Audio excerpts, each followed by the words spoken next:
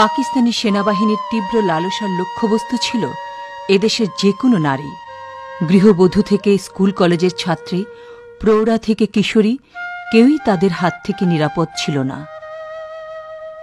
1971 সে দীর্ঘ 9 মাসে প্রায় 2 লক্ষের অধিক বাঙালি নারী পাকিস্তানি সৈন্যদের দ্বারা ধর্ষিতা ও লাঞ্ছনার শিকার হয়।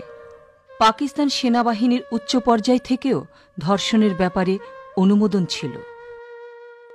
নিয়াজিকে আইএসপিআর এর ডাইরেক্টর ব্রিগেডিয়ার এ.আর. সিদ্দিকী উনি বলছেন যে আমি জিজ্ঞেস করলাম যে স্যার বিভিন্ন জায়গা ক্যান্টনমেন্টের পূর্ব পাকিস্তানের বিভিন্ন জায়গা ঘুরলাম, কিছু ধর্ষণের there has been instances of rape as I heard. মানে স্যার এই ব্যাপারে উদ্দেশ্যে এই ব্যাপারে আপনি কিছু বলেন।